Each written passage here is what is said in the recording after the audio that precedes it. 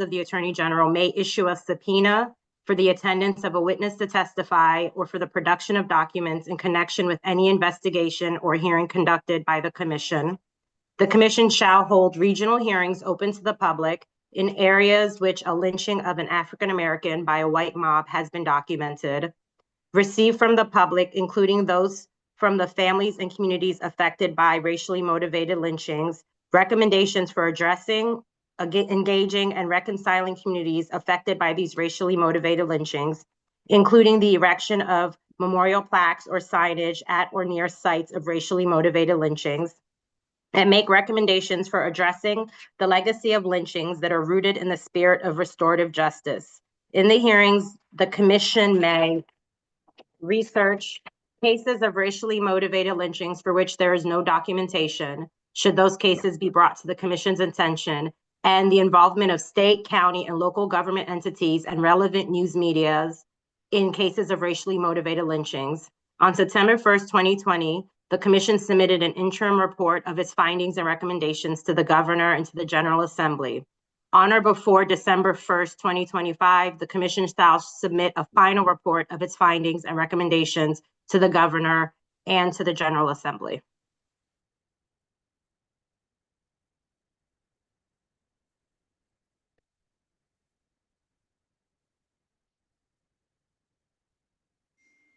Nick, do you have next steps for us? No, thank you, Madam Assistant Attorney General. At this time, I'd like to recognize Commissioner Amy Millen to explain the code of conduct for the hearing and explain the process for testimonies and public comments. Thank you, Commissioner Creary. Members of the public had the opportunity to submit testimony via email to MLTRC@maryland.gov prior to today's hearing. Those attending virtually are invited to forward comments and questions to the same email, MLTRC@maryland.gov, throughout today's hearing. Please provide your name and organizational affiliation, if any, and limit your comment or question to no more than a few sentences. Questions and comments, as well as live testimony, must be limited to the topic of discussion for today's hearing. If your comment or question is off topic, it will not be included in the hearing, or your live testimony will end. Comments, questions, and testimony should be presented with decorum and the respect appropriate for conducting this public hearing. Any comments or questions containing obscene language or language inciting imminent violence will not be addressed, and live testimony containing such language will end. Those comments and questions collected during the hearing will be shared during the public comment section. Finally, please note that members of the media may be present during today's hearing, and as such, public comments, questions, and testimony may be broadcast or printed by news outlets. Thank you, Commissioner Millen. And I just want to recognize that Commissioner Iris Barnes has joined us. And if you would like to introduce yourself, and that would be wonderful. Good morning. Good afternoon, everyone. My name is Dr. Iris Barnes. I'm one of the commissioners on the Maryland Lynching Truth and Reconciliation Commission. I am representing the Lily Carroll Jackson Civil Rights Museum, which is an off-site unit of Morgan State University. Thank you, Commissioner Barnes. Okay, at this time, we would have the historical case overview, but it does not appear that Marlena Jarreau is with us at this time. I don't know, Commissioner Haley, would you be in a position to give a historical overview of the case of Jacob Henson Jr.? I don't have that with me right at this moment. I can go to the website, our website, and present that, which give me just a moment to, I'm using my laptop, which I don't use all the time. Okay. So to get to that.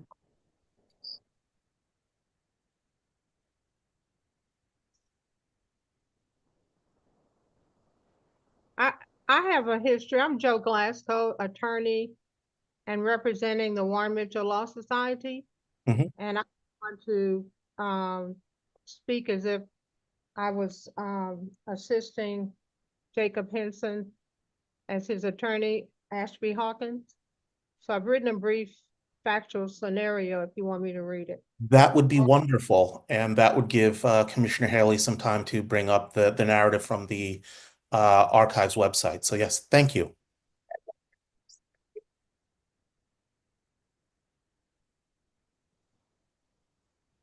Okay.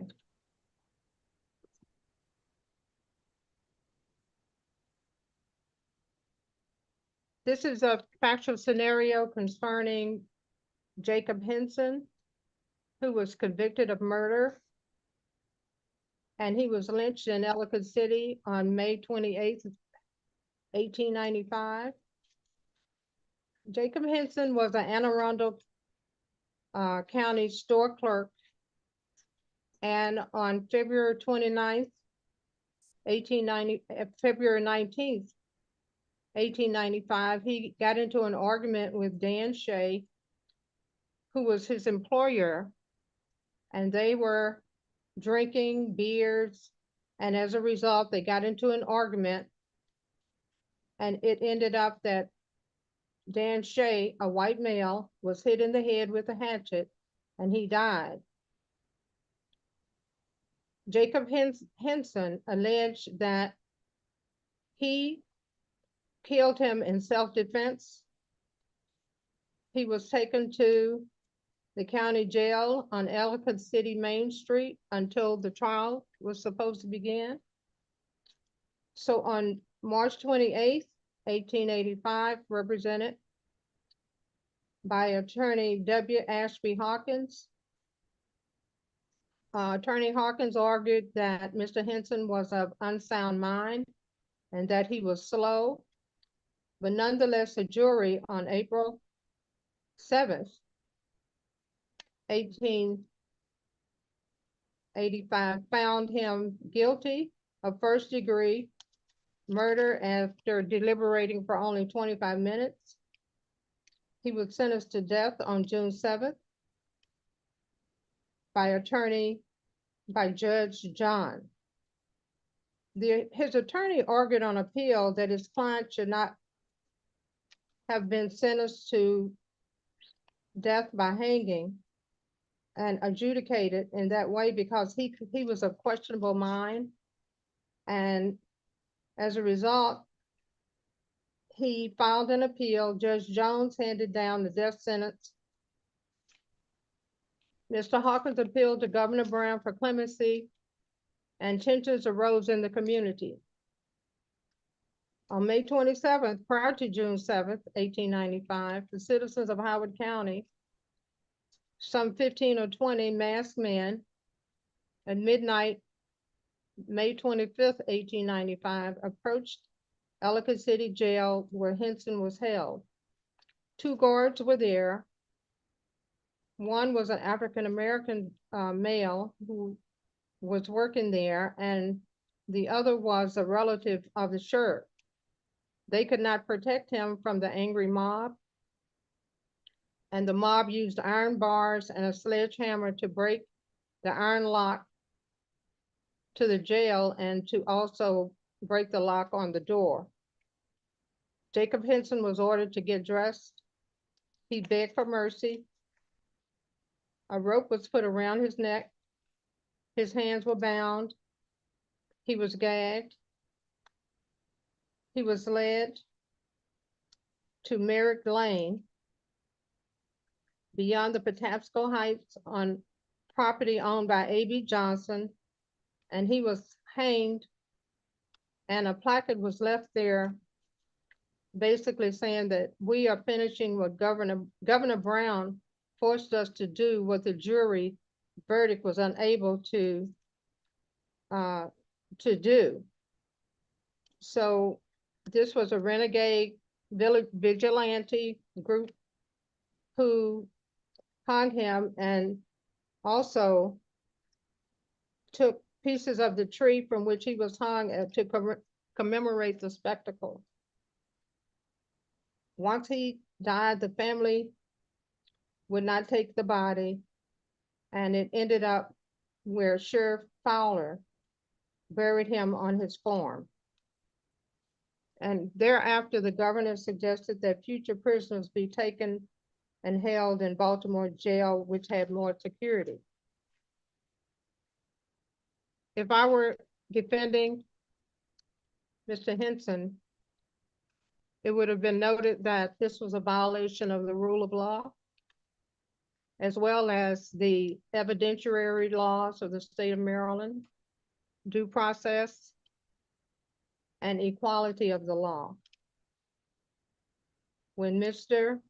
Henson was apprehended, it was noted that he had a nosebleed, and even though there was blood on his clothing, there was no proof that the clothes were the same clothes that he wore that night. He stated in his statement that he gave without an attorney that he hit Mr. Shea in self-defense 3 times. That Mr. Shea hit him 3 times before he used the axe to respond to him. It is also noted that had he been adjudicated, that defense of having a slow mind or mentally infirm is a very difficult defense to make, even in this day. Nonetheless, he was subjected to vigilante justice. And that is one reason why we're here today.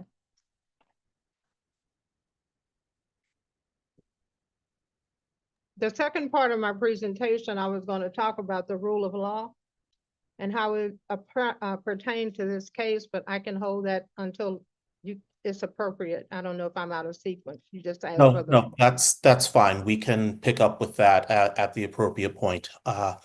Thank you, Ms. Glasgow. Commissioner Haley, I don't know if you would like to Yes, supplement that? thank with- you. I think that was so wonderful and on time and so relevant for you not only,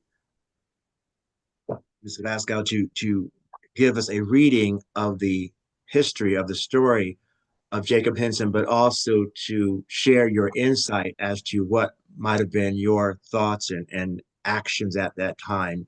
So regardless of the time in which it's been a part of our commission hearing today, given how we've had to change things, I think it was, one could say, almost a welcome accident that you were able to share that with us right now. So all I will do briefly, because the most important part of this hearing, as are all hearings, is to hear from the public and give you a chance to reflect, is just to give a brief overview of the history of research for this commission. And I will, of course, read it as well to make sure that it's succinct and also allows more time for those who will be speaking their own truth later. As the AG mentioned earlier, in 2019, then Governor Larry Hogan signed into law the creation of Maryland Lynching, Truth, and Reconciliation Commission. Among its legislative mandates was to, quote, to research certain cases of racially motivated lynching, end quote. General examination, research, reflection, and actions to document the history of racial terror lynchings in Maryland arguably began with the study produced by lawyer A.B. Koger in 1918. This record of documented murders of extrajudicial murders of African-American men in Maryland spanned the years 1889 to 1918. Subsequently, an effort was launched by Dr. David Taft Terry in 2001 at the Maryland State Archives, where he then served as research director for the commission to coordinate the study, commemoration, and impact of slavery's history and legacy in Maryland. During this time, the span of the racial terror atrocities Terry covered expanded to 1854 to 1933. The archives continued its research efforts and placed them online in a website entitled Judge Lynch's Court in 2006, which continues to be accessible today. In approximately 2016, MLTRC Commissioner and Reconciliations Chair Nicholas Query led students of his to look further into Maryland's lynching history and the demonization of these acts by labeling the victims with names such as evil and beasts and rogues. Since then, many individuals and organizations have continued this work to recognize, study, and seek to understand how such egregious acts of inhumanity could be perpetrated, justified, and left unpunished for so many years. In addition to those working under the auspices, several county Maryland Lynching Memorial Project organizations have also hired and acquired the services of their own volunteers and others to keep the research going. This commission applied for and received a federal grant to, among other issues, hire the services of the Heritage Associates, a local research team which has helped us immensely to keep this work going. We encourage all of you to encourage others to submit any information you might have or stories you may know of to our contact page, which I will put in the chat, of the Maryland Lynching Truth and Reconciliation Commission. Because as the work, the respect, the reconciliation did not start with this commission, it also does not stop with it. It remains within each of us to keep this task and the memories of those who suffered alive. And I'll now put that link into the chat.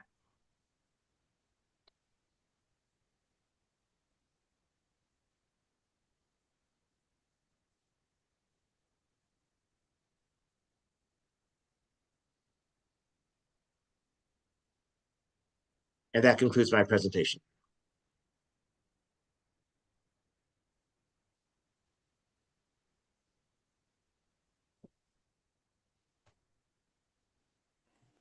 Commissioner Creary, you're muted. Oh. Thank you. So sorry about that. Thank you, Commissioner Haley. As we move along, it appears that the descendants of Jacob Henson and others who were to testify are not on the call at this time. So we will proceed to the period of witness testimony. And at this time, I would like to recognize Dr. Terry Hill, who is a member of the House of Delegates representing District 12A in Howard County. So, Delegate Hill. Thank you very much, Commissioner Creary, and thank you to all the commissioners and all the panelists and all the staff, people who have put this together.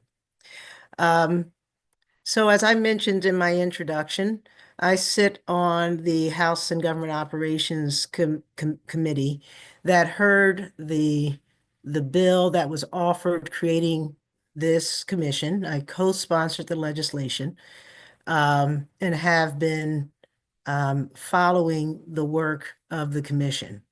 But I want to go back a little bit before then. This bill was passed in 2019. But in 2016, Delegate Sandy Rosenberg introduced similar legislation, HB 173, titled Commission on the Solemn Remembrance of the Victims of Lynching. And every African-American member of the committee came on as a co-sponsor, having seen the title and understood what we thought it was supposed to do. But during the bill hearing, when it was presented that the goal of the commission that bill would have established would have been to identify sites of lynchings in Maryland, and then to come up with an appropriate marker. It was clear to those of us who had co-sponsored that there was something very wrong with that approach. And we spoke amongst ourselves, and then we went to Delegate Rosenberg and we said, this is not right. We don't want the sites where people were lynched to be marked so that folks who would want to see the South rise again and supremacy continue to have a place to come and celebrate or do a tour or what have you. There's more to this history than noting where these crimes against humanity occurred. And at that point, Jocelyn Pena-Melnick, who is now the chair of the committee, said that she would take it upon herself to work with him and come up with something better, something that actually would have us as a state look at this history and not avert our eyes, to come to at least try to understand the significance of the history, to come up with an understanding of how it impacted the victims and their descendants, how it impacted the greater African American community even to today, and also how it impacts Maryland as a community writ large, not just Black folks, because lynching is not a problem of the Black community. Lynching was a problem of the greater community. And so when she introduced the 2019 bill that became legislation that formed this commission, the change was remarkable and the charge was heavy. And it is clear to me by the work that you all have done that we were right, that nothing much is served by placards noting that somebody died here. And I think the challenge to the public is, what are we going to do with the work that you have done? And this hearing today in Howard County, which for those watching who may not know is one of a series of hearings that are being held all across the state, to do perhaps the most important job of hearing from the public about how this history continues to impact us. Now, I want to share something personal. I think it's really important that we not think of lynching as, oh, I don't know, a vestige of the past, right? And if we look up the Oxford Dictionary, the word vestige implies that it's a trace of something that is disappearing or no longer exists. It might be better to think of this as our looking as lynching as a relic of the past, because relic talks about something that is surviving from an earlier time. And it especially talks about those things that survive because of historic or sentimental interest. And I would submit that lynching, as one of the many tools of oppression that supported white supremacy and white privilege in this country, supported a caste system that is very much still alive today, has changed its face, but not its impact. And I think that we can all talk and remember and, deaths that have become so well known in the last 10 years, deaths of George Floyd and Elijah McClain and Sandra Bland, James Byrd, Otis Byrd, et cetera, et cetera, et cetera, that we would be lying to ourselves if we pretended that lynching isn't still alive and well in America and even in Maryland. So the personal story is this. In the middle of all the live streamed and video captured public and private deaths that we saw, largely against Black men, but also Black women, and not just Black people here in this country, often by law enforcement, who, after all, are sort of the offspring of slave patrols in many ways when it comes to enforcing the rules of the powerful, right? The law enforcement doesn't create the rules. Their job is to enforce the rules that society says need to be enforced. So they're the ones who stand between the powerful and the rest of us. So during that period of time, when instead of there being photographs that were sent around and pieces of ear and pieces of burnt wood that were being sold as souvenirs to mark these lynchings, we saw on video and YouTube streams and TikTok these deaths. And when I watched the killing, the hunting down and killing of Ahmaud Arbery, I cried. I cried because for me, it was clear that the way he was tracked by the men in the two trucks was no different than the way so many Black people had been pulled from their homes and taken out almost as sport for so much of the history of our country. I would point out as a physician that if we simply look at the symptoms and don't attempt to understand the underlying disease and its cause, we will never be successful in treating the patient. And where inequality and injustice are the symptoms and America is the patient, it is really important that we not just document the signs and the symptoms, but that we try to understand what that root comes from. What is the cause? I will add this. When we talk about lynching, which is, I suggest, a tacitly sanctioned, extrajudicial, community-based, mob-inspired vigilante murder. They're not carried out historically because the laws didn't support the goals of the mob.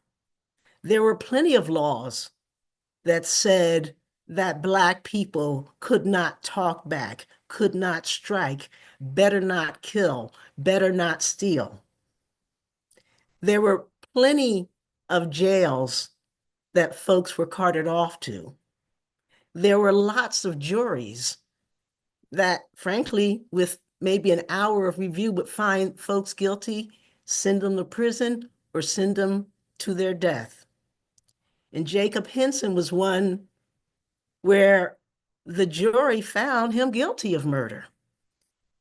And the pleas by his attorney on his behalf that there be some leniency had been denied.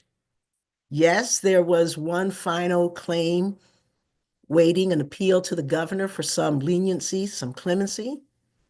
And the chances are the governor would have turned that down.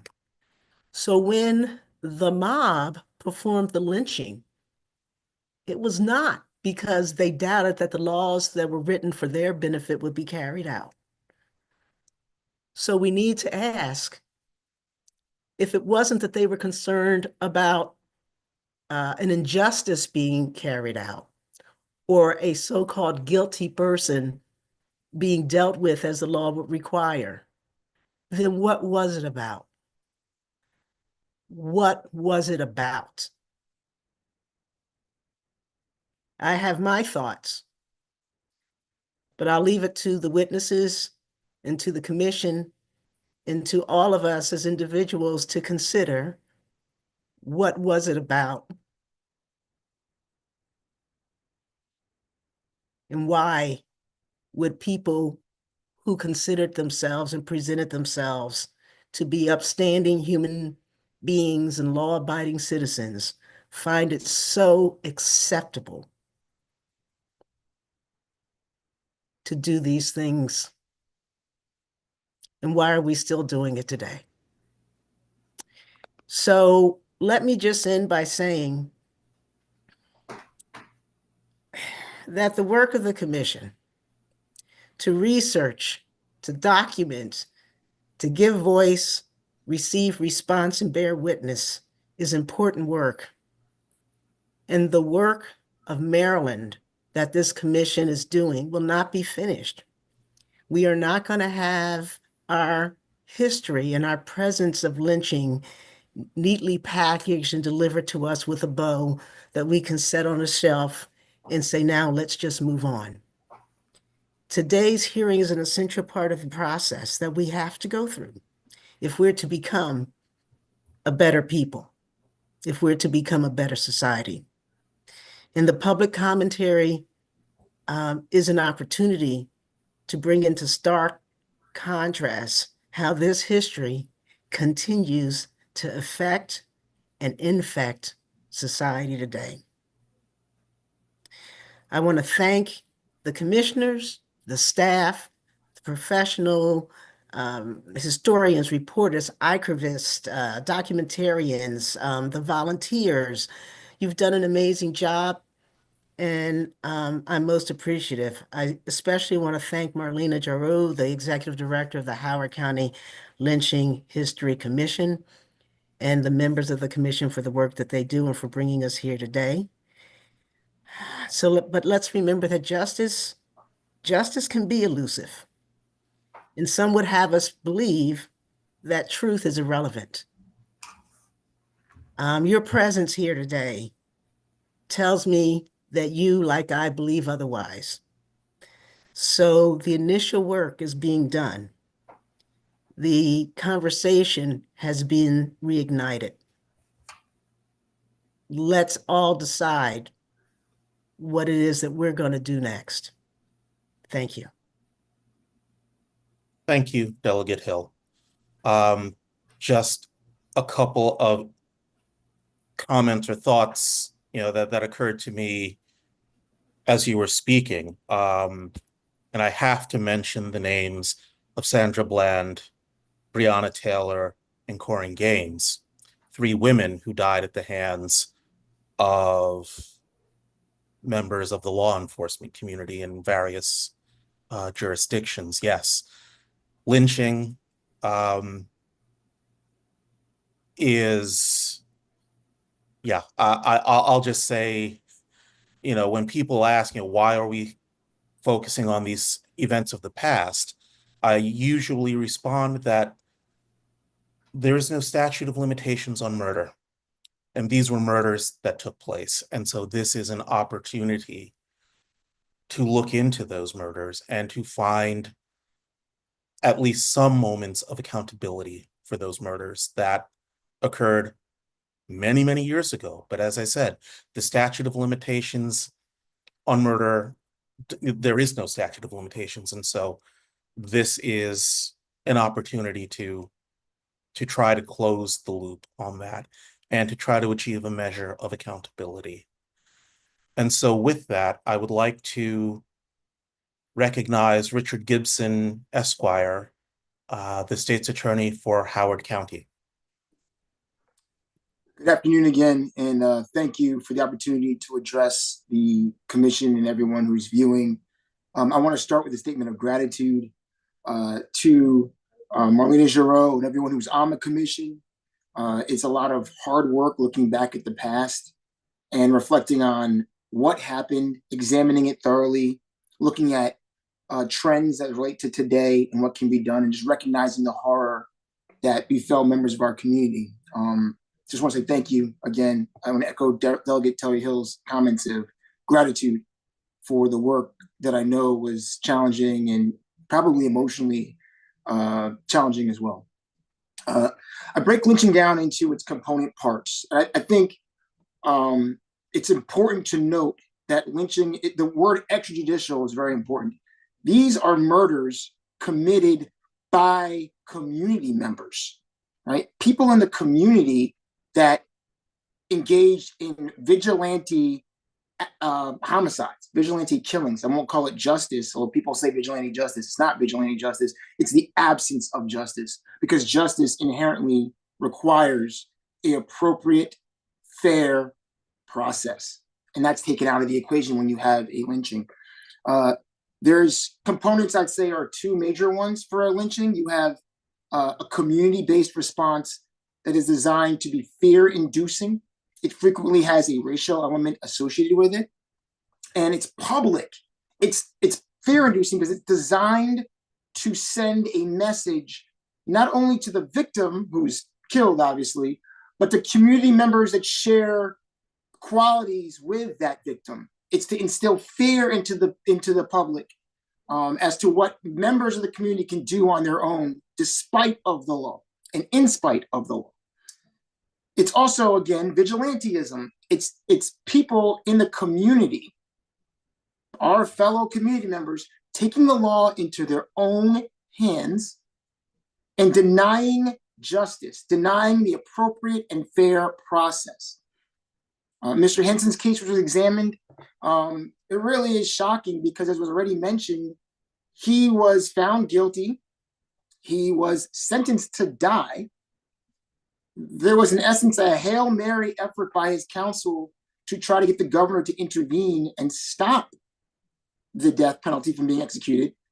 And as opposed to allowing the process to play out, a fair, quote unquote, just due process play out, members of the community, not law enforcement, people that were not law enforcement, people that were acting outside of what the law allows, took it upon themselves to break into the jail cell, take this human being who deserved fairness out of the jail cell and brutally kill him in a public fashion. It really is terrible. The state's attorney at the time, I did a little bit of research, was from 1885 to 1899, was a gentleman by the name of Joseph McGuire. As was noted, Mr. McGuire did not seek to hold any of these community members who engaged in this vigilante action accountable. And it's 140 plus years later, thereabouts. And while the actors who were involved in this heinous act are going to be responsible to a higher power than what we can provide on this realm on earth, we can still reflect on their actions. And we look for parallels today in terms of what happens today. I would argue that there are several parallels, right, that impact communities, in particular the Black community, where the community threatens them for engaging in lawful behavior, right? There is in many places a stop snitching culture, a culture where community members say, if you see something bad happen to your neighbor, to someone in your presence, and you tell the police, the entities that are supposed to protect and serve us, what happened. If you report the injustice that you observe, the harm you observe, the breach of the peace that you observe, you will face a consequence enacted by the community against the community member who's bearing witness against someone who may have done wrong in our space. That is a emanation of the past lynching mentality, community against community, suppressing a reasonable and lawful action, suppressing due process. And we also have hate crimes that occur today. Now, we're grateful for the passage of several laws. At the federal level, the Emmett Till Anti-Lynching Act was passed, I believe, in 2022. And what it says is that it makes it a federal crime. And by the way, the Emmett Till Anti-Lynching Act was proposed 100 times before it actually passed. All right. It took over a century. Not only was it proposed over 100 times, it took over 100 years from the time it was initially proposed to when it went into law in 2022, signed into law by current President Joe Biden. It makes a lynching a federal crime. Why is that important? That's important because not every community, not every state in our union is progressive and looks at these things as in the same way, with the same zeal of finding out who did what and holding them accountable, right? And if you were in a state, not to impugn any state, but if you were in a state like, say, Louisiana, a much more conservative state, right? Locally within that state, they might not investigate that lynching appropriately. They might not take it seriously. And because the crime happened within the state, there was no federal means to pursue justice, right? Because for a case to have federal jurisdiction, there must be a federal nexus. So in 2022, making lynching a federal crime allows it to be sued, pursued not only at the local level, but pursued at the federal level, right? And that means uniformly throughout the United States, if someone were to be lynched, it can now be pursued locally at the state level or county level where it occurred, but also at the federal level. The maximum penalty is 30 years for violation of the Emmett Till Anti-Lynching Act, federal time. At the state level, we have several laws that are in place. So it's section 10301 through 10306. And those are hate crime laws within the state of Maryland. 10301 defines what are categorized as demographics that would qualify for a hate crime.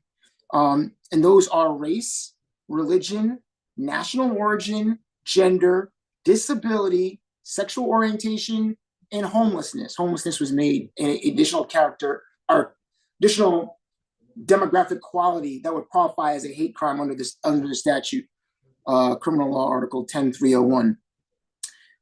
Now I want to distinguish between hate crimes and hate bias instances. This is important. A hate bias incident occurs when someone engages in a racially or demographically offensive attack, right? But it doesn't rise to the level of a criminal action. You are permitted to, under free speech, say horrible things, right? So someone can call me the N-word, right? In fact, it has happened. And that statement of calling me the N-word is not a hate crime, right? That's a hate bias incident. A hate crime occurs when someone commits a criminal act and the state can show that criminal act they committed was associated with a hate for a particular demographic group that's been defined. Like I said, race, religion, national origin, disability, gender, sexual orientation, and homelessness. If I can associate the crime with that. So for instance, if someone popped my tires in my car and said, I hate N-word State's Attorney Gibson, and pops my tires on my car, the popping of the tires is malicious destruction of property, a crime. And the fact that they did it and associated it with hate towards my race would make it a hate bias incident susceptible to bringing charges under the 10301 through 10306. If someone were to die, the penalty is 20 years if you can tie it to a hate crime. For other offenses that are felony level, it's 10 years at the state level. For misdemeanor offenses, it's 3 years. We have brought in the last, I've been in office since 2018, sworn in 2019. We have had 6 hate bias incidences during my tenure. We've had mixed results in prosecuting them. They are very difficult cases to try and to handle. We had a hate bias incident that occurred at a school where the school, Glen Elg, had racial and homophobic and anti-Semitic slurs spray painted on the ground of the school. That spray painting was destruction of property. It qualified as a hate crime. We pursued it. There were several individuals involved, and they ended up, several of them ended up going to jail. We had a hate bias incident, another one which was a road rage incident where racial epithets were used against an individual. The victim was Black. We were able to prosecute that case. There was a mental health issue with the defendant in that case, but that individual also was held accountable. We had an issue where 2 individuals took and made a noose out of chain and hung it in a local Home Depot, and that the image of the noose put in a place that was likely to instill fear in others qualified as a hate crime in this instance under the statute. We tried that case twice. It hung both times. We were unsuccessful in securing a prosecution or a guilty verdict in that case, but we did pursue it twice. And then most recently, last year, we had a hate bias incident where 2 Black female victims were shopping at an H Mart in Ellicott City. An individual threatened to kill them and used the N-word in those threats. We were able to prosecute that case. That individual ended up being incarcerated. And we actually won an award from the Anti-Defamation League for our prosecution of that case. It was a national award that we won last year. So these kind of cases are still happening. Hate bias instances are still here. It's not a thing of the past, as Delegate Hill said. In terms of vigilantism, we have a current case. I'm gonna be very careful about the current case I'm about to mention, because anyone who is currently before us is presumed to be innocent until proven guilty. And I don't want to talk in too much detail about that case, but I can say that it's an incident where an individual felt that the state was not moving fast enough to address a crime they reported, and they took it upon themselves to arrange for the people they believed to be involved with the crime they reported to be shot. 2 young men were physically injured in the shooting, and we are prosecuting that case right now. Again, they felt the system wasn't moving fast enough for their liking. They took the law into their own hands. Whether they're right about who did what, bullets don't have names on them, who they shot at and who was in the area. They weren't concerned with that. They wanted their version of what they believed was justice, and that is vigilantism. And if these young men who were killed, fortunately they were not, that would have been the equivalent of a lynching, right? And their life was cut short based upon a community response that was extrajudicial. And so we still see these issues. They are still present in our society, not to the same degree as what we've seen in the past.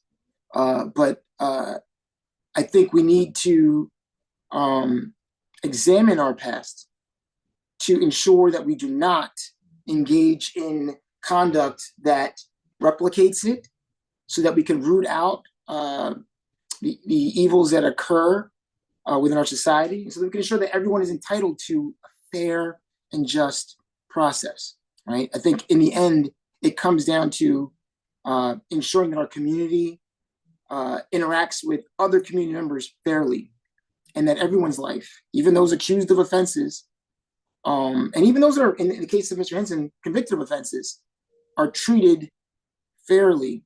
One other thing before I close, if that were to happen today, kind of what was described by Joe in terms of changing things. Today, if someone was involved in a activity that equated to lynching, at the state level, if they took a life, they'd be facing life imprisonment. So if you engage in an action or involved in an action that involved the loss of life of another, you would be facing a life sentence. And I could tell you that as each attorney, unlike the attorney that was present back in the 1890s, today, I would pursue that life sentence vigorously, because I think that life is sacred. I think that our community needs to look after one another, protect one another. And anyone who denied anyone else in our community of due process and risked the lives of someone else deserves to face the full accountability for their actions. And with that, I will conclude. Again, I thank everyone for the hard work it takes to get to this point. I think these conversations are meaningful and impactful and important. And I hope that we continue to dialogue and continue to reckon with and face our past histories to ensure that we never, ever deal with them in the present and or the future. Thank you. Thank you, Mr. Gibson. At this time, I'd like to recognize Attorney Joe Glasgow. She is the founder emerita of the Waring Mitchell Law Society. So, Councilor Glasgow.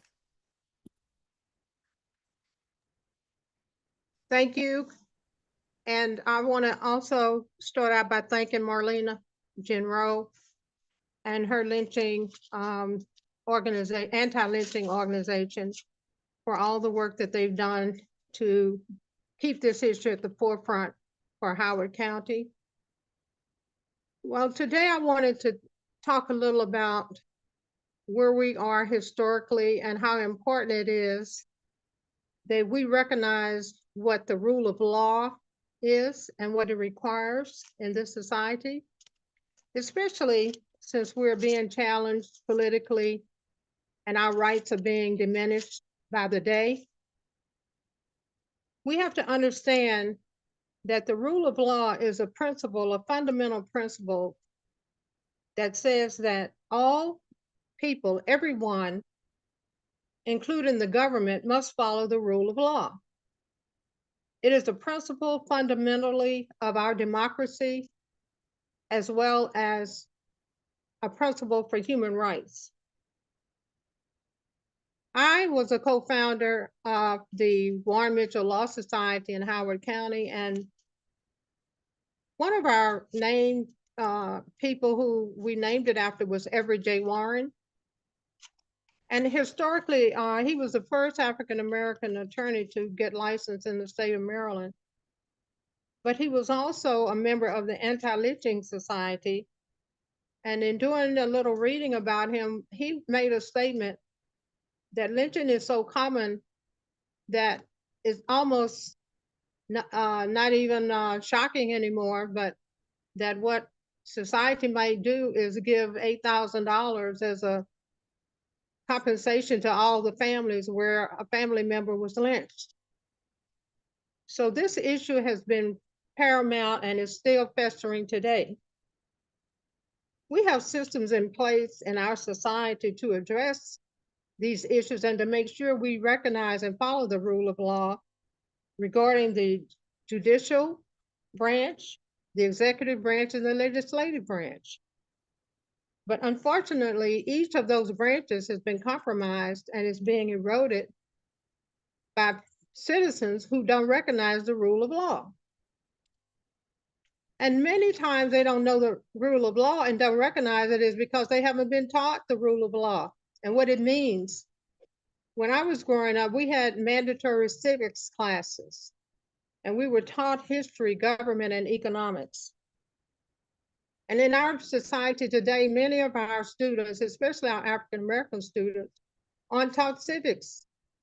So I would recommend to some of the groups who mentor students, the sororities, fraternities, and I know it's important, they're learning, their curve, to let them understand what civics is. And many of the citizens who have been compromised and fed erroneous information and are gullible to voting for people against their interests is because they haven't been educated to the point where they recognize their rights. And this is a fundamental problem in our society, that this didn't happen by accident, but this has been something that historically was planned to take away knowledge, to take away books, to water down the judicial branch so that they don't have a standard of conduct. They don't have ethical principles anymore that they had when we were growing up during the 60s and the civil rights movement. This principle of the rule of law was basically enacted so that it could protect minority groups, it could protect women. And what we see here is that if you don't follow the rule of law, then you have an abuse of power. You find that your property is not protected, people aren't protected. And that's why we have such statutes such as 14 USC 1983, and that's a statute that I've used before. It's called suing government officials who violate and have conduct that is discriminatory, and they're acting within the scope of their authority. And this is usually the statute that's used for police brutality, use of excessive force. And here in Howard County, I was able to use this statute when I sued Howard County in 1980 for police brutality, use of excessive force. At that time, there was a group of renegade officers who would summarily beat African Americans. And we were able to effectuate a change in the policy with regard to filing a complaint in internal affairs as a result of that case. But I have been keeping up with the statistics regarding Howard County and use of excessive force, and what we see is that it's almost non-existent. When you look at the statistics from the Howard County Police, there are about 400 police officers, and they only have 1 or 2 cases a year where a citizen is complaining of use of excessive force. But I have heard my friends and other people have come to me complaining about racial profiling, complaining about how the officers are treating their children, how the officers are treating them, but they don't follow through and file a complaint. And there's a system in place to not encourage our citizens to file complaints, because of course, none of the governmental officials want any type of blight or any type of report of police brutality, but it does exist, and I encourage citizens to report it.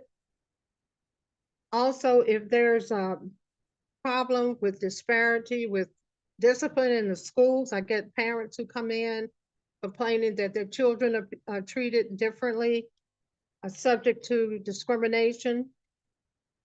But then when you say, well, to address this, we need to do X, Y, and Z. And many times the parents are not willing to spend money for attorney's fees in order to pursue this. But there are other avenues that citizens can use to file complaints.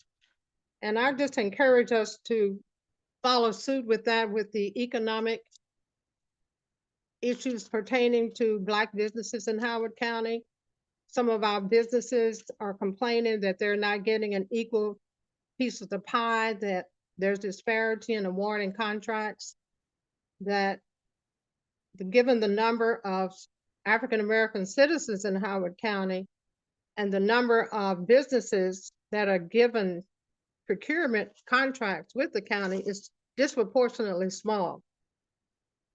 The only way to correct that is that we continue to fight as we did years ago and bring complaints. We have to also understand that the courts are supposed to maintain a role in making sure that we follow the rule of law. And as we know, we've had a problem with our court system where there's ethical compromises, where the justices, even on the Supreme Court, are not required to follow a mandatory ethical guideline and principles. And we see where their integrity is being corroded by taking bribes. Well, I don't call, you may as well say bribes, because that's inferentially what's going on by accepting these trips and gifts and money, and even being so forward as to not recuse themselves on cases where there's a clear conflict of interest. We also see a compromise in our judicial system with regard to the disproportionate number of African American men that are incarcerated. And when I was a beginning attorney in Howard County, and I believe I may have been the first attorney to open an office in Columbia, I used to sit in the Howard County courts. And I would sit and wait on my case to call, because I did civil cases and I didn't really do a lot of criminal, just very few. But they would call the criminal docket first. And what you would see is a whole line of African American men in orange suits who were coming from the jail to be heard by the court or scheduled by the court. And it was just very sad to see that. And it still exists today. A disproportionate number of our young men are in prison, and we know there's a prison pipeline, and we know that there are injustices, and I'm just encouraging us to not get tired of the fight, that we have a right to have righteous, indignant attitudes about what's going on, and that we have to follow our hearts, our training, our grit, our determination, and speak out and speak up without apology, without hesitation, without lukewarm language. And we have to speak out wherever we are. Because if we don't speak out, then nobody will speak out. It was disappointing to me, for instance, when the vice president was running for the presidency, and she was called names that were very disrespectful to her as a vice president, but as well as a woman. And they weren't addressed. And sometimes this idea of going high and, we go high and all of that, that has its place. But at this time, we need to stand up and address issues as they come forward, because otherwise it is interpreted as being weak or we don't care.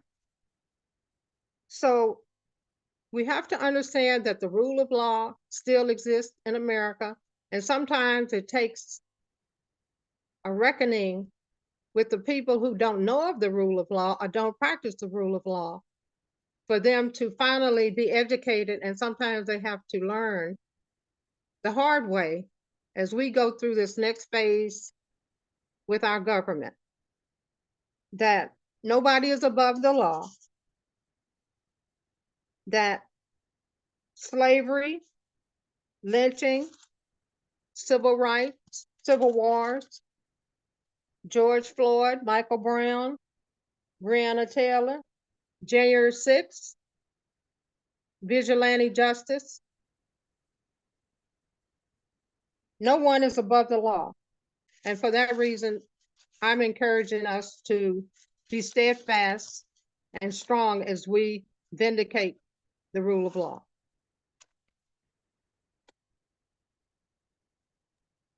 Thank you. That's my presentation. Thank you, Councilor Glasgow. Truly appreciate your comments.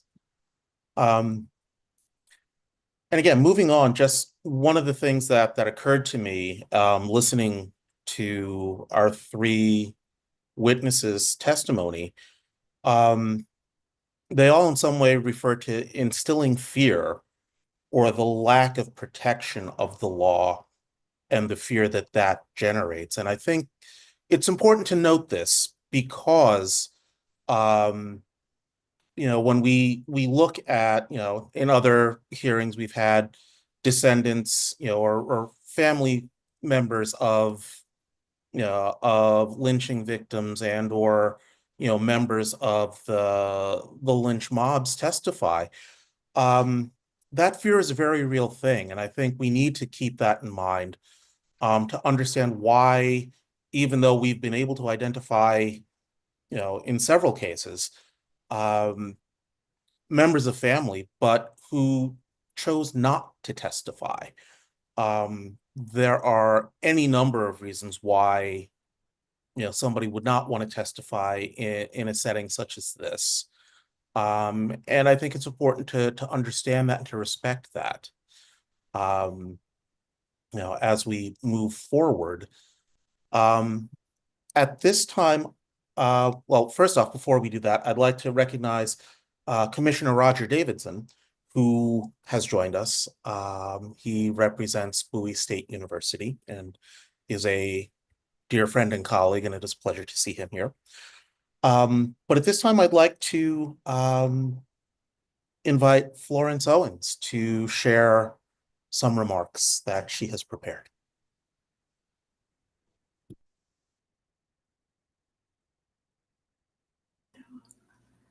Good afternoon.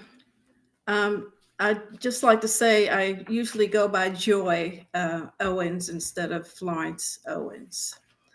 In January 1989, my father passed. After grieving for several months, I decided to research the Henson family to help me heal. My father had mentioned several times that we were related to Matthew Henson. As a child, I didn't question him how we were related. I took it as fact. Other than that statement, he never told me about the Henson family. And I only knew the Hensons in my immediate family, my father, his brother and sister, and my grandfather. The first day I arrived at the Historic Society in Ellicott City, there was one other person doing research, and his name was Jim Henson, a lawyer in Ellicott City. I told him I was just starting my research, and he mentioned that a Henson had been lynched in the late 1800s. I thought he couldn't be from my family. I started going through index cards and found Jacob and Eveline Henson and their family in the 1870 census. Going to the 1860s, I found Eveline Ireland and her family as slaves to James McCubbin and his second wife, Gabriella Peters, granddaughter of Martha Washington. The Ireland Henson family were still living with the McCubbin family in 1870 as household servants or farmhands. As an African American, we assume we descended from slaves. But seeing it recorded can be jarring. It was upsetting. Jacob Henson Sr. was a slave owned by Charles Washington Dorsey. Dorsey's inventory of slaves listed many Hensons, including Jacob Sr. I'm assuming they were all related. His daughter, Comfort Worthington Dorsey, was Jane McCubbin's first wife, and she died in 1858. By 1880, the family was living in a house on Frederick Road that still stands today. The home was purchased by Eveline's mother, Lucy Ireland, in 1875. My grandfather, Daniel Philip Henson, was born in 1878, the ninth of 10 children. He was named after his great-grandfather, Daniel Ireland. Among his siblings was Jacob Henson, born in 1873. At the age of 15, about 1893, my grandfather moved to Baltimore and lived with an aunt, Rebecca Parker, daughter to Lucy Ireland. He started working in restaurants, which was a good job for a Black man of the time. Among his other siblings, one sister went to Howard University to study nursing, and a brother went into the Army where he became a Buffalo soldier. Another brother went into the Merchant Marines. Jacob, meanwhile, stayed in Ellicott City and went to work as a clerk for Daniel Shea, a tavern owner.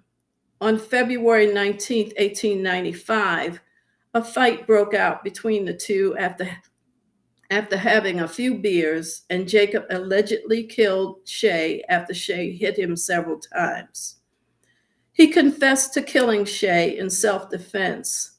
A trial was heard, and a jury of all white men found him guilty of first-degree murder in 25 minutes. He was sentenced to be hung on June 7, 1895. His lawyer had filed for clemency from the governor due to Jacob's lowered mental capacity. The citizens were afraid the governor would be lenient, which would mean life in prison, and decided to take matters in their own hands.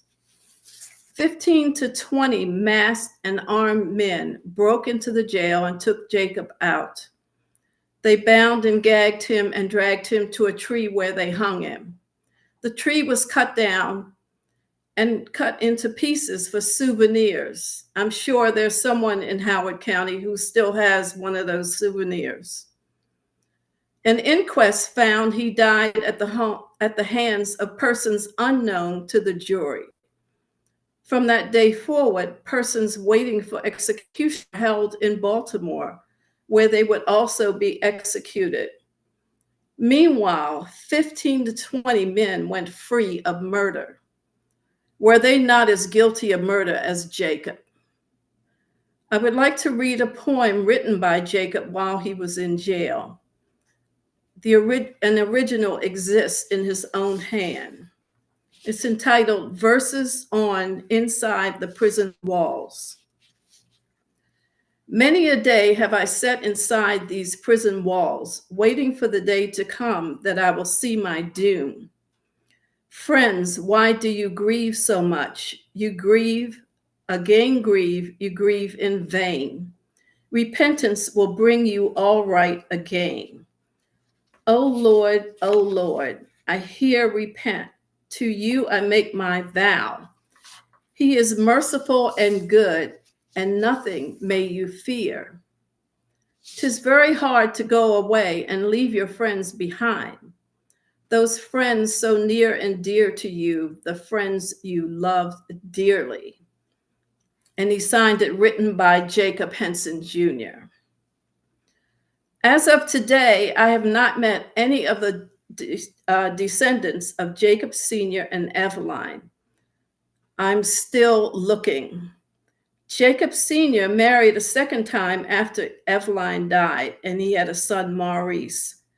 Our family did get to know him.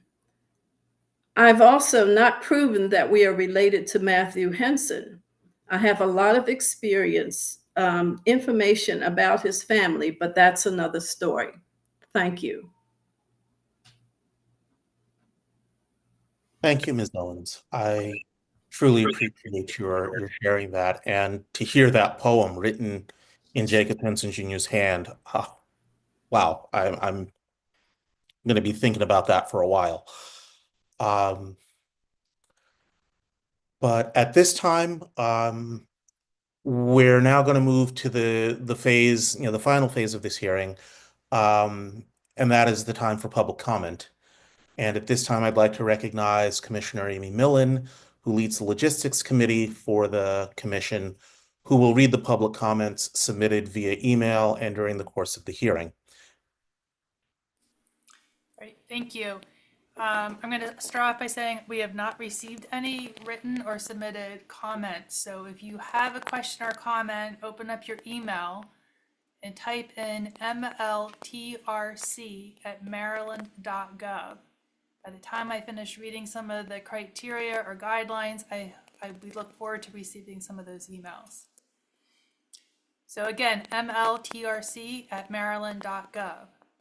When you send your email, please provide your name and organizational affiliation, if any, and limit your comment or question to just a few sentences. Questions and comments must be limited to the topic of discussion for today's hearing. If your comment or question is off topic, it will not be included in the hearing. Comments and questions should be presented with decorum and the respect appropriate for conducting this public hearing. Any comments or questions containing obscene language or language inciting imminent violence will not be addressed. Finally, a reminder that members of the media may be present during today's hearing, and as such, public comments and questions may be broadcast or printed by news outlets. Again, I will read. I'm looking for my assistant in the background to text me if there's any comments. I will read them if they come in. If you do have a question or comment that might come forward after this hearing is concluded, you may also send them to MLTRC@maryland.gov, and we will take them into consideration as the commission moves into the report and recommendation writing phase of the hearing, or of the commission's work. And I recognize since we're virtual and those who are watching will have a more challenging time to communicate in with us. Again, it's MLTRC@maryland.gov. There are no comments or questions at this time. Commissioner Creary.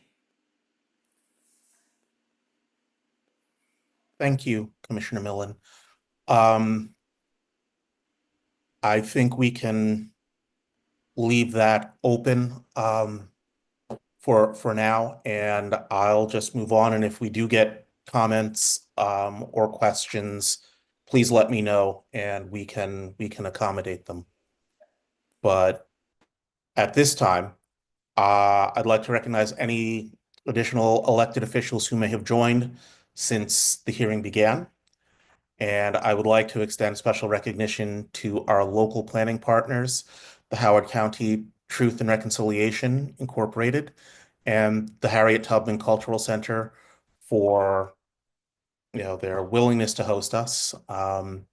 Thank you to the event stream team. Jimmy Reed and company have done heroic work to make this possible in light of the snow emergency that was declared earlier this morning. I'd like to thank our ASL interpreters and our counselors from Living and Growing, and the Maryland State Police, who, as a matter of course, always join us and are looking out for our safety. Okay, so unless we have further comment from the public, I will start with my concluding remarks. And again, I'd like to start with a piece that was published in the Baltimore Afro-American in July of 1898. And this is just to set some of the context. And again, I don't know if everybody is aware that, yes, Jacob Henson Jr. was lynched in May of 1895, but in 1898, two people were indicted for their alleged participation in the lynching of Jacob Henson. And I want to start with this piece that was published in the Baltimore Afro-American entitled Thoughts by the Way. And it starts with this quotation: "The mills of the gods grind slow, but grind exceedingly fine." The idea of a justice participating in a lynching. 3 years and a month ago, a colored man was lynched after being sentenced to death by the tribunal of justice. But God, who saith, "Vengeance is mine, I will repay," looked down from heaven and saw it all. Conscience has forced one of his murderers to confess. Now he implicates a justice. Colored lawyers, men of Maryland, where are you? Surely you are not going to let it rest until it is ferreted out. Bring every black-hearted coward of them to justice, though it might include the governor of the state. I see by the morning papers that a young colored man was shot by a white man simply because he told the white man he could not throw him in wrestling. Will the white man be lynched? Never. If the colored men of this state do not avenge the death of Jacob Henson, they are bigger cowards than his murderers. We don't want it on paper only. Indignation meetings have become a public nuisance. Collect some of the beer, whiskey, and champagne money. It is very warm, and we need to cool us, and we need it to cool us. God has given us talents, and if we do not use them to help right the wrongs of our race, some of us will find a hotter clime than the old world in summer heat. You may say I am unpatriotic, and I do not care if you do. Let others fight for Cuba. I am fighting for the Negro in the United States. Our highly Christian brethren, white, always find time to free others while their black brethren bleed at home, but they never see. Excuse me, brother editor, I admire your patriotic utterances in your paper, but I claim a right to my opinion. I am a woman, remember. There is this in my nature which cannot tamely submit to injustice in cowardly silence. Give me liberty or give me death. Signed, Mary R. Burkett of Reisterstown, Maryland. Now, I use this as a preface, to point out that on June 26, 1898, charges of murder were brought against James F. Melvin, the Justice of the Peace, for the murder of Jacob Henson. State's Attorney Joseph McGuire said that although the nature of the offense was, quote, unbailable, that he would, quote, assume the responsibility of directing that bail for $500 be accepted for Mr. Melvin's appearance. And Justice Frey said that he would be willing to accept a bond of $5,000, and this amount was promptly furnished by Mr. James McCubbin. The following day, former Sheriff J. Frank Oldfield identified 7 members of the lynch mob, including James Melvin, George Cavey, who was identified as the leader, Calhoun Ray, who was also indicted, Charles Cramblett, Philip Lauman, Edward Curran, and John Shipley from Baltimore.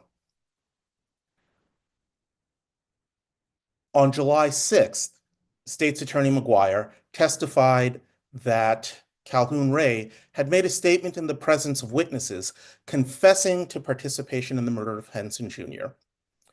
Ray, quote, mentioned 7 besides himself who participated in the lynching. The jailer had said that there were 10 to 12 people who took Henson Jr., but, from the jail, but that he couldn't identify any of them. And not surprisingly, on September 8th, 1898, charges against James F. Melvin and Calhoun B. Ray were dismissed by the grand jury. And so 126 years later, we are confronted with the same question that Mary Burkett posed obliquely. What are we going to do about it? And I argue, or I would say, since only James F. Melvin and Calhoun B. Ray were indicted and had charges dismissed, I want the names of those other members who were identified by former Sheriff Oldfield entered into the record in the event that the Office of the Attorney General is authorized to issue posthumous indictments against the identified members of this lynch mob. What are we doing about it? We are doing something about it. We are identifying members of lynch mobs. We are identifying descendants of family, of communities, and providing opportunities for them to speak their truths. And again, as Brian Stevenson of the Equal Justice Initiative has said, truth and reconciliation must be sequential. We have to know and understand the truth before we can even begin to think about any kind of meaningful reconciliation. And so, what are we doing about it? We are striving for accountability. It feels in many ways like an asymptote in mathematics, that we're approaching that line, but never actually reaching it. And so too with accountability. We're never going to achieve complete accountability or complete justice, but we can take some steps in that direction. And with that, I will stop and just check one last time to see if there are any comments from the public before we close. Two questions have come in from members of the public, and I again apologize, given our 100% virtual format, it is hard to actually hear the comments being spoken by those who wish to state them. So I'm going to read both questions because they may speak to each other in different types of ways. The first is, I would like to know if there is work to link the past lynching practice to current examples of systemic oppression that do the same thing. The second question, how is the MLTRC or the Commission and its use of the term reconciliation different from the word reparations and the work of reparations? Okay. I'll take a first stab at it, and if others want to respond as well, they can. Yes, in fact, actually, the Reconciliation Committee, a large part of our work is to show the through line, if you will, from racial terror lynching to the various forms of state-involved or vigilante-involved murders of Black people that continue to happen. I think, I've said, in this space and in others, that the oppression didn't end, it merely adapted. It was about this time 100 years ago, there was a decided, decrease in the numbers of racial terror lynchings that were occurring.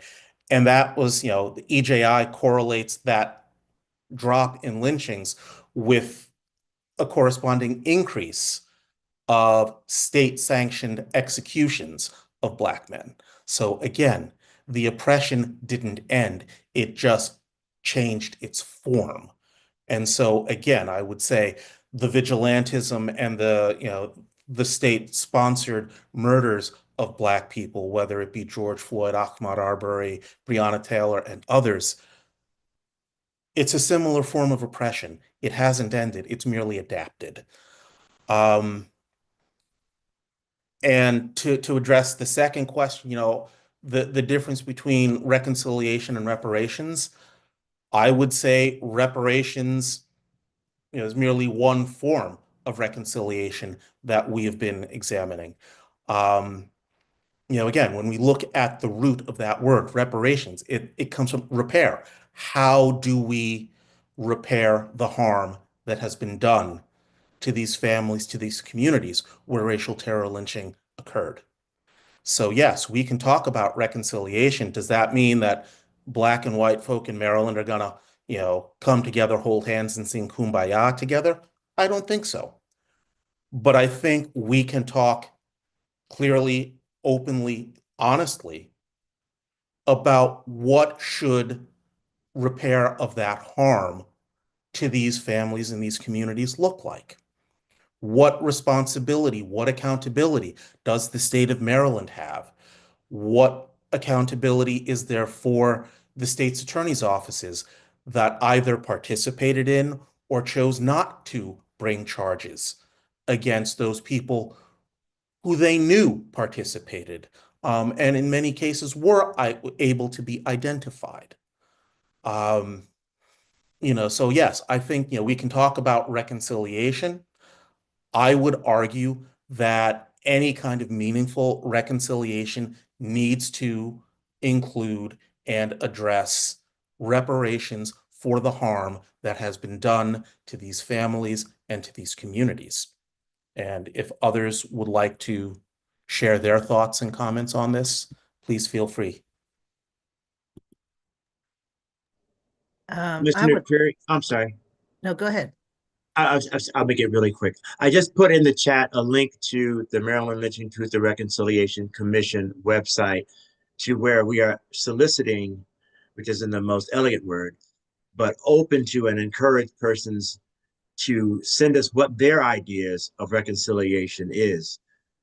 Because again, as we've tried to repeat and promote throughout this hearing today, is that while we are dedicated and appointed as commissioners to this effort, it is not only our opinions that we want to put forth and that we only want to listen to. It is those of you who are listening today, who will listen to us in the future, watch the recording, and share thoughts with your friends, for you to also contribute what your thoughts are, what the experiences that you have yourself when you're in conversation at your church or at your community center, or with your friends after a game or after very, let's say, controversial film or TV program where you think, this makes me think about this.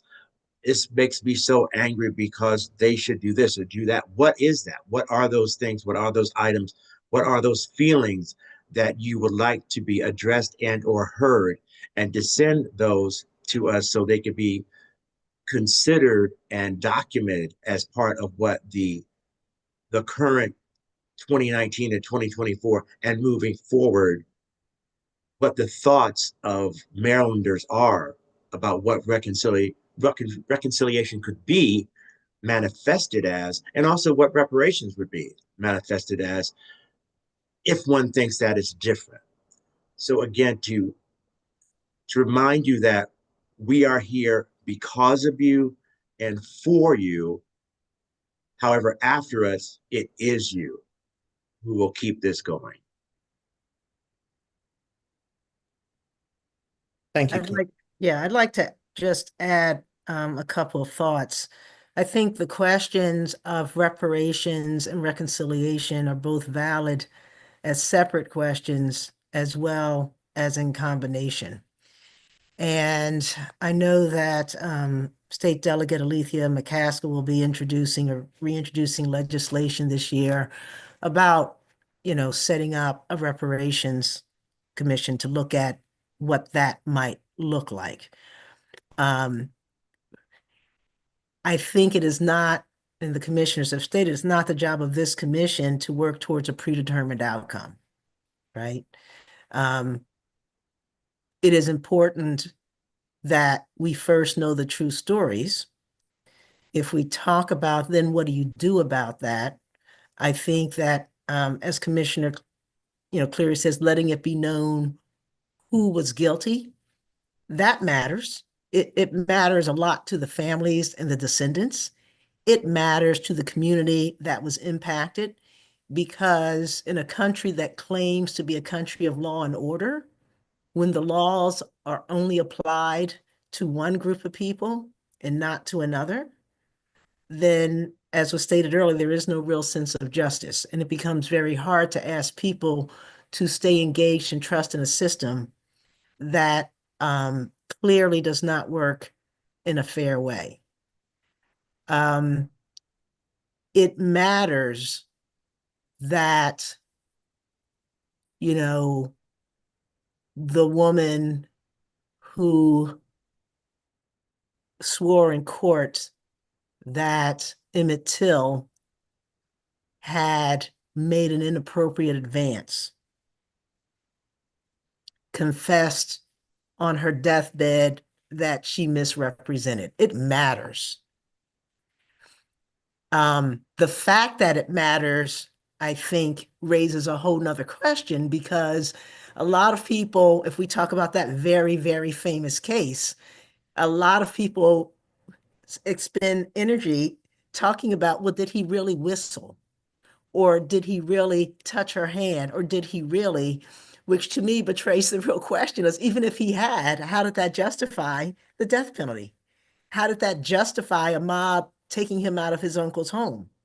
So the laws that would have allowed him to have been convicted and punished were the laws of America, but those laws were not even just.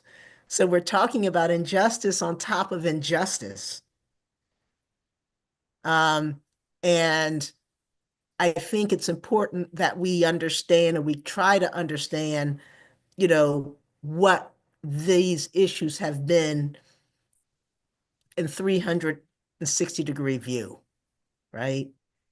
So, was it self-defense or was it not, is one question. So, if it was self-defense, then was Jacob Henson wrongly convicted? And the reality is that there was no such thing as self-defense for a Black man in 1895 hitting a white man. It didn't matter what the white man had done. So we talk about a justice system where he wasn't given a fair trial, but he would never have been given a fair trial because the laws themselves were not just. So reparations is an important question, and it's a question that we should continue to discuss. And it can look like anything from affirmative action, which there are many people today who have said that that somehow was an injustice against, the power structure of white male privilege. And therefore, because it is inherently unjust, we should do away with that. And at the same time, the people who have spoken and worked very hard to do away with affirmative action are at the same time claiming that there was no such thing as white privilege, while they're decrying that they're losing white privilege. complaining about losing something that they say never existed. All right. So there's a lot of whitewashing. There's a lot of retelling of history and rewriting of history. There's a lot of gaslighting going on.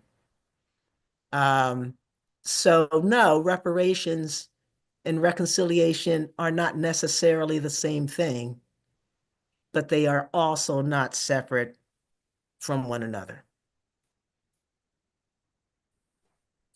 I'll add 2 quick cents, and I will be brief. I think it's really important to examine history because it's so often stated if you don't understand what happened, if you take offense to what was in the past, or if you want to extract lessons from what was in the past, you can only do that by examining the past. And then the things you find fault with, ensuring that there are procedures, mechanisms, societal understandings that have changed today that would prohibit those things from happening today, right? I think that our justice system today is far more willing to acknowledge the inherent value of a Black life than it was in the 1800s. So we progressed as a society. Doesn't mean that horrible things don't need to happen. Additionally, we have to examine how things in the past have changed. As has been mentioned, it's morphed. Well, how has it morphed? What does it look like today when community members thwart the fair treatment of other community members, right? What does it look like today? And again, the parallel I drew is, again, the culture of not coming forward and being your brother's keeper, your sister's keeper, right? We have a society that espouses on a broad level, look, we are to, if you see something, say something. But in every community, that is not a shared philosophy. And in which communities don't share that philosophy, which communities have philosophies that say, ignore the bad thing that happened. It's not your problem. It's not your business. Keep moving. Don't assist in stopping that bad thing from happening. Just mind your business. Keep quiet. And what does that look like? What is the impact on that community that shares that philosophy, right? The stop snitching philosophy. Because I would argue that is the emanation of the control of a small cohort of people on a larger society, instilling fear if you do the right thing, a public consequence that's stated in advance. In the past, it was, you're Black, you're guilty, we're gonna kill you, right? And the community members enacted that. Today, it's you communicate with you communicate what you observed that you know was wrong, and your life will be in jeopardy. Again, these things morph, but it's community vigilantism, it's fear control, and sadly, these philosophies do have a disparate and far greater impact on communities of color, right? And that I think we need to look at, we need to change. I think if you're talking about examining the past, it's really important that we look at what is going on today that reflects that past, and how can we put in place structures to undermine those negative aspects of what was done in the before, right? And that's my 2 cents. Thank you, Mr. Gibson. Commissioner Millen, do we have any other questions? We have one more question, and I'm assuming we have time for one more question. Yes. Just enough time. Perfect. So I'm not sure we have an answer for this one, but who gets the bill for reconciliation? Is it the state? Reparations is the payer. The payer is the U.S. government. The question isn't formally, it's a little jotted down, so it's hard for me to understand. Who gets the bill for reconciliation? Should it be the state? Should the reparations payer be the U.S. government? It's probably more of an open-ended question. Yeah. Can I address that? Yes, in fact, I was going to actually ask you to take a stab at that, Delegate Hill. Right. So I think the reason that we're looking at setting up a commission is to answer that question. when you ask the question of who gets the bill, you have to also ask, well, who benefited? Who benefited from a system that was so unjust, that lynchings were sanctioned, that people who participated and led the lynchings were often the leaders of the community? Who benefited? And there are lots of groups have looked at that, from, the Jesuits to, Georgetown University to, the Catholic Church, to various communities, to the state of California, who've looked at and tried to identify who has benefited and what it is that they owe. There's no question that as you ask that, it's not just who benefited from a system that would have supported oppression, who would have supported lynching, who would have supported slavery, but it's also who continues to benefit it from today. And I suggest that our society, many of us benefit from that. But the job of the commission is to try and suss that out. Ta-Nehisi Coates has written very eloquently about what reparations might look like. There are people who see it only as a cash payout, but I don't think the scholars of reparations define it that way. It can look like a lot of things. And it can, and there is something owed from corporate institutions who made their wealth off of the system of slavery, both in the South and in the North. There are, things to be gained from a society and a government that used redlining to enforce a caste system that they thought served it in the short term, but clearly has not served our country in the long term. And I'll look at a very specific example where reparations went directly to the people at fault, and that is Alabama, 1981, when a young man Michael Donald was killed, 19-year-old young man in Mobile, Alabama, was lynched by the Klan. Let me be clear, 1981, all right? I was still in college. 2 years later, the two members of the Klan were charged and convicted, and Donald's mother sued, and she won a $7 million verdict that bankrupted the organization and put the Alabama Klan out of business. So that's a direct through line. And I think many of us feel very comfortable with that. What we're less comfortable with is when we look at how we've benefited, even if we weren't actively participating, and what that means in terms of what the cost is to us and what part of that bill we should pay. Thank you, Delegate Hill. That was a very insightful answer, and I know those of us on the Reconciliation Committee were taking notes there, and we will be coming back to that. Are there other questions, Commissioner Millen? Not at this time, so that would officially conclude the public comment portion of the hearing. That said, I do want to remind everybody on, that if you do have a question or comment that you may still have, you can pose it after the hearing at MLTRC@maryland.gov. And also you could visit the website and use that online form that Commissioner Haley referenced. You can go to msa.maryland.gov/lynching-truth-reconciliation/ and you can find that form there.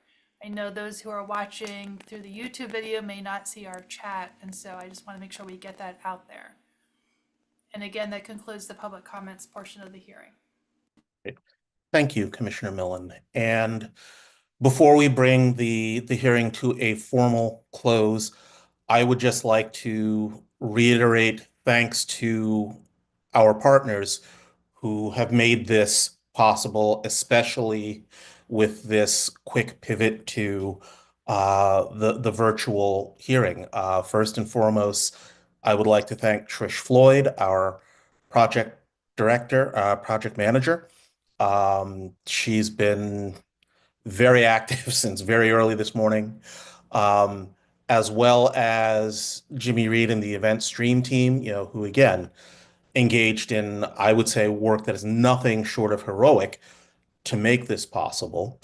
As always, I would like to thank our colleagues from Living and Growing and from Diversified Sign Language Services. Again, without you, I don't know that we could do what we do the way we do it as well as we do it without you here. And again, I would also like to thank the Maryland State Police for always being present and available and looking out for our safety. Is there anyone else? And again, all of you public officials, who have joined us, thank you. And for those of you who are still here, thank you for your patience and for your willingness to participate in the hearing and to join us in this work. Again, we could not do this without you, and it is for you that we do this. So thank you once again. And so at this time, I would like to move that we accept the testimony that has been heard from this community on this historic day so that it become a permanent part of the commission's documentation. Do I have a motion? So moved. And is there a second? Second. Second. Thank you. And so with that, I will call this hearing of the Maryland Lynching Truth and Reconciliation Commission closed, and I will use my gavel to do so. So thank you all, and have a wonderful rest of your day. We look forward to seeing you 2 weeks hence for the hearing that will take place in Prince George's County. That will be at Bowie State University in the Student Union. So we look forward to seeing you then. Hi, everyone. Thank you. Thank you. Good afternoon.